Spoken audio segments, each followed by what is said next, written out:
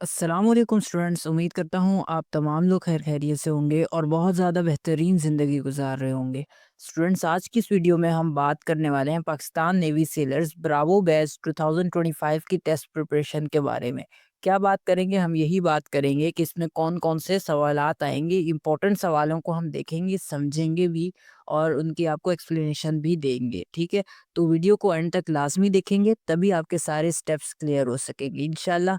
इस वीडियो में हम एकेडमिक की प्रिपरेशन करेंगे और नेक्स्ट वीडियो में हम वर्बल नॉन वर्बल की भी प्रिपरेशन करेंगे। ठीक है, इंटेलिजेंस की भी। ठीक है, तो वीडियो लाजमी देखें। अगर आप न्यू हैं हमारे चैनल पे, सब्सक्राइब भी लाजमी करें। तो बिना टाइम वेस्ट किए वीडियो को जल्दी से स्टार्ट करते हैं।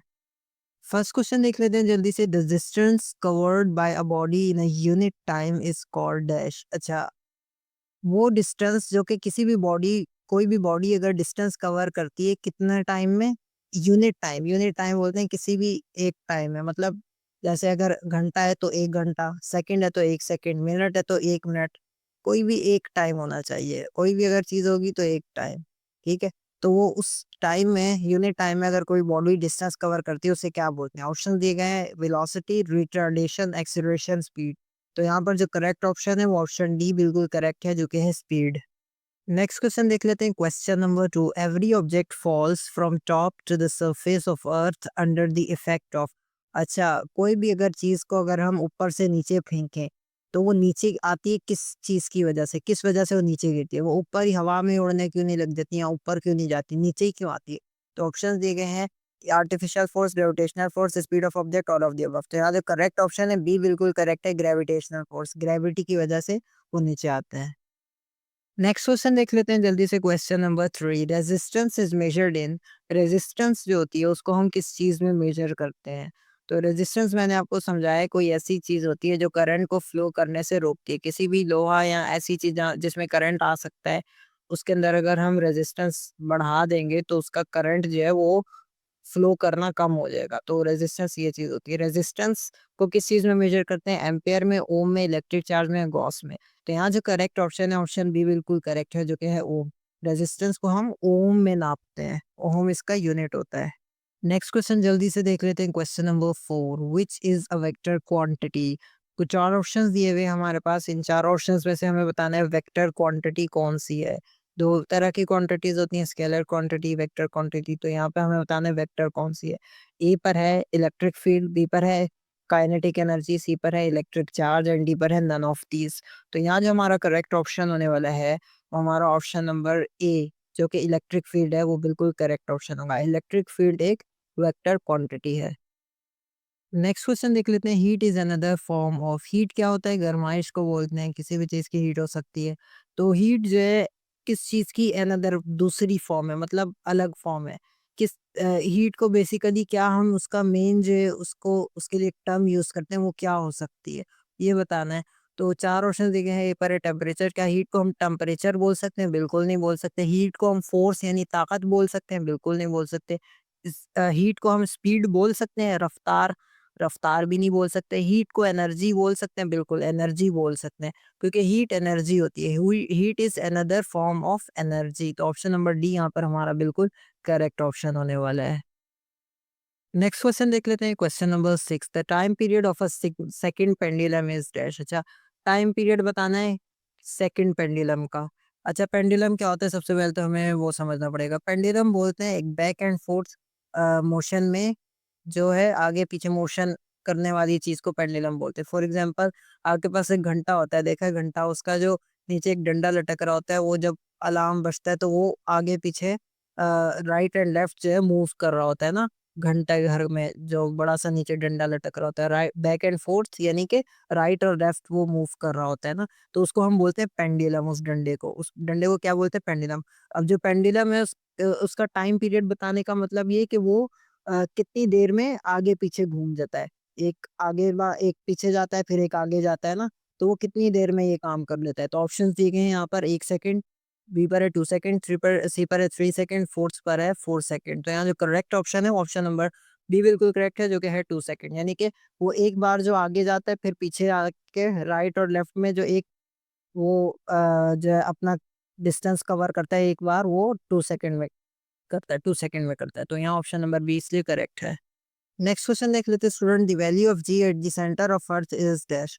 सेंटर जो अर्थ है ज़मीन के ऊपर जो वैल्यू होती है ग्रेविटी की वो 9.8 होती है। ज़मीन के बीच में दरमियान में कितनी होती है? तो 4 ऑप्शन दिए गए हैं, 0, 2g, सी पर है इनफाइनाइट एंड डी पर है नन ऑफ दीज। यहाँ जो हमारा करेक्ट ऑप्शन होने वाला है वो ऑप्शन नंबर ए बिल्कुल करेक्ट होगा, जो कि है 0। वैल्यू जो होती है ग्रेविटी की सेंटर ऑफ अर्थ में वो 0 होती है। नेक्स्ट क्वेश्चन देख लेते हैं, question number 8, kilogram is the unit of dash. Kilogram जो है एक यूनिट होता है मेजरमेंट के लिए। तो ये किस चीज का यूनिट होता है? ऑप्शन दिए गए हैं, ए पर है मास, बी पर है वेट, सी पर है वॉल्यूम एंड डी पर है डेंसिटी। तो यहाँ जो करेक्ट ऑप्शन है वो ऑप्शन नंबर ए होगा, मास बिल्कुल करेक्ट। क्यों? किलोग्राम किसका यूनिट होता है? मास का यूनिट होता है। मास क्या होता है? मास किसी भी ऐसी चीज को बोलते हैं जो वजन वाली होती है ना, मतलब वजन तो पानी का भी होता है, लेकिन मास ऐसी चीज को बोलते हैं जो सॉलिड होती है, जो हमेशा सॉलिड होती है। जैसे हमारे पास पत्थर है, वो सॉलिड चीज है। जैसे पानी जो है, पानी लिक्विड होता है, लेकिन उसको हम लीटर में मेजर करते हैं। मगर जो सॉलिड चीजें होती है ना, उनको हम मास बोलते हैं, उनको वजन, उनके वजन को मास बोलते हैं, और वो किलोग्राम में मेजर किए जाते हैं। तो इसलिए यहाँ पर हमारा मास वाला ऑप्शन करेक्ट होगा। नेक्स्ट क्वेश्चन देख लेते हैं, variable capacitor are used in. जो वेरिएबल कैपेसिटर होता है वो किस चीज में यूज होता है? 4 ऑप्शन देखे हैं, ए पर है टेलीविजन ओनली, बी पर है रेडियो एंड टेलीविजन, सी पर है all electrical circuits and D पर है रेडियो ओनली। तो यहाँ पर जो करेक्ट ऑप्शन होने वाला है वो हमारा ऑप्शन नंबर बी बिल्कुल करेक्ट है, जो कि क्या है? Radio and television. रेडियो और टेलीविजन यानी टीवी में वेरिएबल कैपेसिटर्स को यूज किया जाता है। नेक्स्ट क्वेश्चन देख लेते हैं जल्दी से, the electric lines of force are dash. अच्छा, इलेक्ट्रिक लाइंस ऑफ फोर्स जो होती हैं वो क्या होती हैं? इमेजिनरी होती हैं, फिजिकल एग्जिस्टेंस एवरीवेयर, यानी कि वो फिजिकली पाई जाती हैं, नजर आती हैं हमें, physical existence near the charges, या वो फिजिकल जो है फिजिकली सिर्फ चार्जेस के पास पाई जाती हैं, डिपेंड्स अपॉन द केस, या किसी केस के ऊपर डिपेंड करता है। तो यहाँ जो करेक्ट ऑप्शन है हमारा वो ऑप्शन नंबर ए बिल्कुल करेक्ट होने वाला है, जो कि है imaginary. Electric lines of force हमेशा इमेजिनरी होते हैं। इमेजिनरी वो चीज़ होती है जो हम सिर्फ सोच सकते हैं, उसको इमेजिन कर सकते हैं। असल में ऐसा कुछ पाया नहीं जाता, सिर्फ हम उनको सोच सकते हैं और सोच के ही समझते हैं।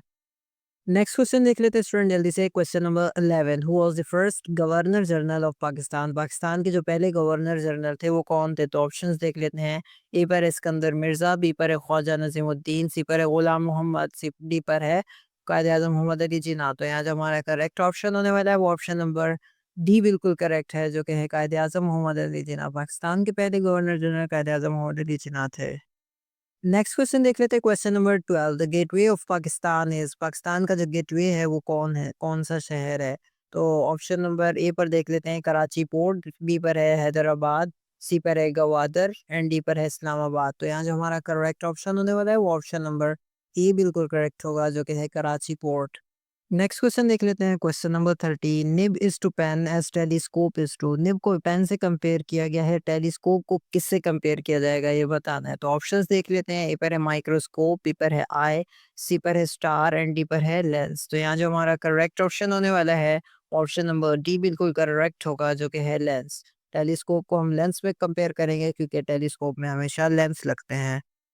नेक्स्ट क्वेश्चन देख लेते हैं, क्वेश्चन नंबर 14, कायद आजम ज्वाइन मुस्लिम लीग इन।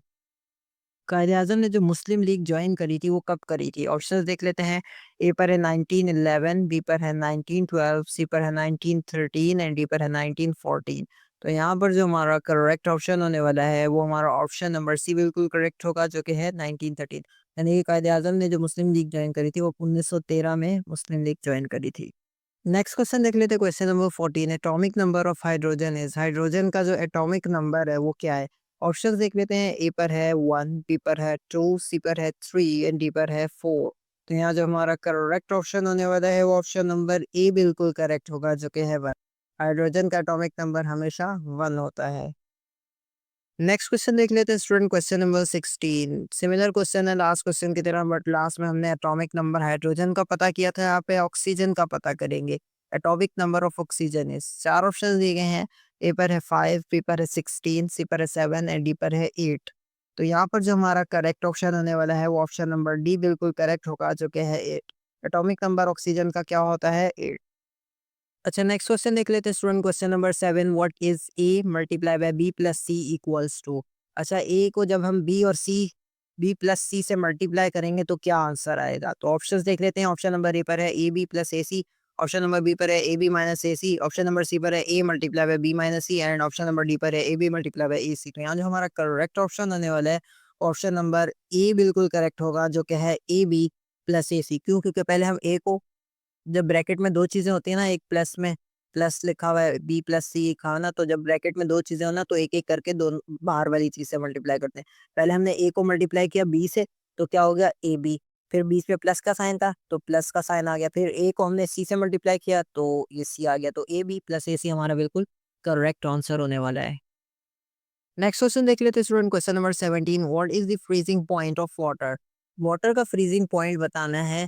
फ्रीजिंग पॉइंट का मतलब ये है कि पानी जो है किस किस टेम्परेचर पर, किस पॉइंट पर आके जमना शुरू हो जाता है। तो ऑप्शंस दिए गए हैं 4, जल्दी से देख लेते हैं। ए पर है 0 डिग्री सेंटीग्रेड, बी पर है 100 डिग्री सेंटीग्रेड, सी पर है 32 degree Fahrenheit and 273.15 kelvin, D पर है both A and B, A and C. So यहाँ पर जो हमारा करेक्ट ऑप्शन होने वाला है वो ऑप्शन नंबर सी बिल्कुल करेक्ट होगा, जो कि है 32 degree Fahrenheit and 273.15 kelvin. Next question देख लेते हैं students. Question number 19, what is the boiling point of water? Water का जो बॉइलिंग पॉइंट है वो बताना है, यानी कि वाटर ऐसा कौन सा पॉइंट होता है बॉईल करते हुए वाटर को, कि वो पानी उबलना शुरू हो जाता है, उस वो कौन सा पॉइंट होता है, कौन सा टेम्परेचर होता है? तो ऑप्शंस देख लेते हैं। ऑप्शन नंबर ए पर है 0 डिग्री सेंटीग्रेड, बी पर है 100 डिग्री सेंटीग्रेड, सी पर है 99 डिग्री सेंटीग्रेड एंड डी पर है बोथ ए एंड सी। तो यहाँ जो हमारा करेक्ट ऑप्शन आने वाला है वो ऑप्शन नंबर बी बिल्कुल करेक्ट होगा, जो कि क्या है 100 डिग्री सेंटीग्रेड। 100 डिग्री सेंटीग्रेड पर पानी क्या बॉयल होना स्टार्ट हो जाता है। नेक्स्ट क्वेश्चन देख लेते हैं स्टूडेंट जल्दी से। Question number 20, Pakistan largest building is, Pakistan की जो सबसे बड़ी बिल्डिंग है, सबसे बड़ी इमारत है, वो कौन सी है? तो 4 ऑप्शंस दिए गए हैं, 4 ऑप्शंस देख लेते हैं। ऑप्शन नंबर ए पर है पहरिया आइकॉन टावर, बी पर है चप्पल स्काई मार्क, सी पर है Dolmen City tower and option number D पर है सेंटोरस मॉल। तो यहाँ जो हमारा करेक्ट ऑप्शन होने वाला है वो ऑप्शन नंबर ए बिल्कुल करेक्ट होगा, जो कि क्या है बहरिया आइकॉन टावर। बहरिया आइकॉन टावर पाकिस्तान की सबसे लार्जेस्ट बिल्डिंग है।